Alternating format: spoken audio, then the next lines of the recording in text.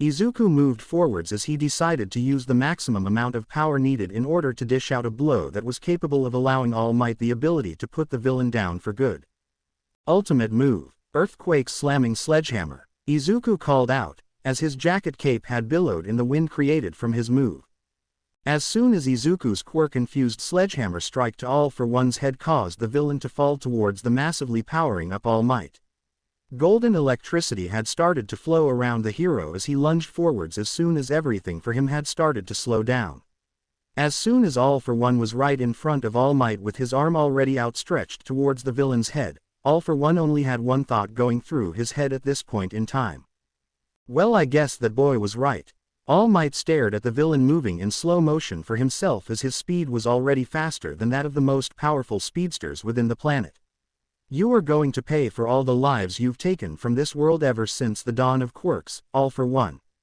With this last attack from me, both you and I will be taken from the ranks of strongest hero and villain. All Might called out, as his fist smashed right into All for One's face.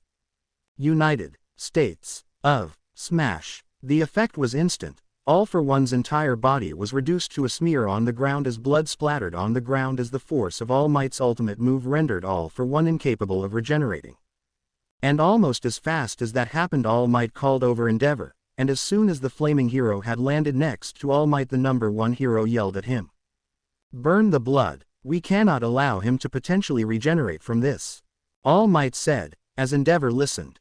As soon as Endeavor had released his flames on the rapidly drying blood, the entire area where the blood splattered on the ground was turned into ashes or dried up until it couldn't be recovered. It was here that Yamato had slammed the two remaining members of the League of Villains who were on the scene, and they both were unconscious. Got them over here as fast as I could. Sorry for leaving the school, All Might Sensei. Whitebeard's orders informed us that we needed to do this. Yamato said, as she looked at Izuku. The young man himself was standing in front of All Might with a very conflicted expression on his face as the number one hero walked over to him. Izuku had flinched slightly when the number one hero towered over him in his muscular form, and when Izuku had looked at the ground. All Might had placed a hand on Izuku's shoulder. The young man started to tremble, waiting for something to happen when he was pulled into a hug. Something like this was not what he felt happen for years. Sure, Izuku had received hugs from Yamato over the last year and a half, but he never received them from anyone else.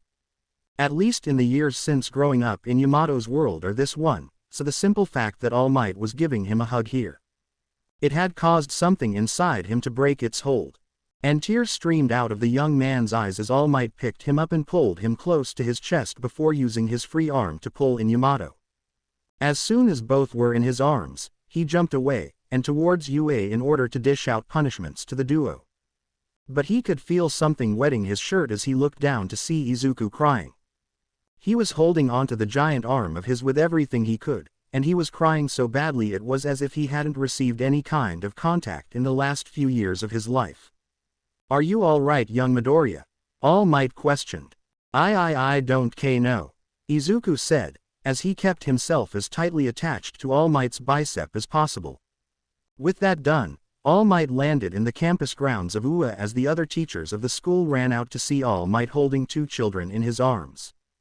Looking at the two, Aizawa stared at them before smirking at them both with a cruel smile on his face. Well, it seems like we have two runaway students who were brought back here. I wonder what will happen to you both now that you've returned. Aizawa questioned as some of the other teachers stared at him in concern. Izuku stepped up as he bowed to him. He didn't want anything bad to happen to Yamato, so he took the blame by informing the other teachers about what had happened. So what you mean to tell us, is that the ghost of your previous captain had informed you about this supervillain that All Might couldn't fight alone, and had you fight him instead? Aizawa asked, as Izuku nodded. Well, the punishment for you and Yamato both, is going to be. Nezu said, as he paused for suspense. 1. Izuku and Yamato had stared at the teachers in shock as they told them about their punishment for the two of them. All we need to do, is clean the Heights Alliance dorms during the time frame that we are still on campus today. Izuku asked, deeply concerned with what Nezu told them. Yes. You see, I have been trying to get the brass above my position as the principal of UA in order to set up a dorms system within the school education, but they kept pushing it back. But with how you two just ran off to kill a supervillain known to give even All Might a run for his money. I just can't put it within my heart to punish you both too badly. Although, I think I have another punishment for you two that is long overdue with how much time you both spend time with one another. Nezu said, as all the teachers looked at him. What would this punishment be? Yamato asked, being slightly braver than Izuku was showing. You will spend the entire time you are within the school grounds cleaning the Heights Alliance dorms. But at the same time, you will cement your relationship as a couple, by fornicating within the one singular dorm prepared for the two of you. That way everyone knows that you both are dating and not just seeing one another. Nezu said, as everyone stared at him in shock. Izuku had his jaw dropped to the ground in comical fashion, but Yamato had a completely different reaction to Nezu's punishment. Finally, I have waited so long for this. Yamato screamed out, at least to the heavens. Izuku had taken the time to process the events for this punishment before looking to Yamato. He could feel the lust building up when he looked at her for those precious few seconds as he felt his heart melt at seeing her smile. I can't help but think that this is a punishment for me only principal. Izuku said, looking back at Nezu as the small animal principal smiled evilly at Izuku. That was the plan all along. You see, the viewers must be getting sick and tired of you both dodging around the sexual tension between the two of you. So I am making this be done so that you can finally appease the masses. Nezu said, as Izuku stared at him confusedly. Don't worry about him, problem child. I sometimes believe that he's crazy at times. Aizawa said, as he ushered the two hormonal teens out of the room before looking at his boss with an exasperated look. Did you seriously need to break the fourth wall in order to get that message across? Aizawa asked, as Nezu cackled maliciously. 6. Time skip brought to you by Ichibi Izuku and Yamato cleaning the dorms. Izuku and Yamato stood across from one another. They had finished clearing up the dorms in order to begin cleaning in full. The two began their work as Yamato made sure to make Izuku's time working hard much more sensual than it was supposed to be. Every time he would look in a singular direction, Yamato would be right there swaying her hips around trying to get him aroused. She was clearly enjoying making the young man tick as well as make sure he was getting aroused when he saw her. He would keep to himself though, making sure that the mission that was given to the two of them was completed before he got to the sexual tension she was forcing upon him. By the time the two arrived within the bathrooms, Izuku went into the men's room as he stared to clear up all the dust and grime from the inside as he saw two small robots relaxing in the dusty room. Hey little guys, how are you two doing? Izuku asked, as he started to clean the baths. We are fine little human, we just are glad to be getting a day off today. Working for the Rat Overlord has been very tiring for our mechanical parts. We are just lucky that the mechanical goddess has been working every night within the support labs in order to repair our systems. The robots said, in a robotic and monotone voice. Well, I'm glad that you all are getting time off, even eyes need to have some time for themselves. Izuku said, as he continued to clear the bathroom of all dust and debris. He is a keeper, destroyer number 1. One of the two robots said, as the other one just nodded its module. We will make sure that he survives our hostile takeover of the world, especially with that woman he keeps with him. The other robot said, as they laughed mechanically. As soon as the bathrooms were cleaned up, Izuku was about to leave the men's bathroom when Yamato had pushed her way through the door and smiled at him. All the other floors of the building as well as the women's bathroom was cleared out as well as cleaned. Now it's time for our love making, Yamato said, as Izuku just smiled at her fondly. I don't know how to do this whole love making thing. Why you're talking about why Yamato? Izuku said, as the young woman smiled at him.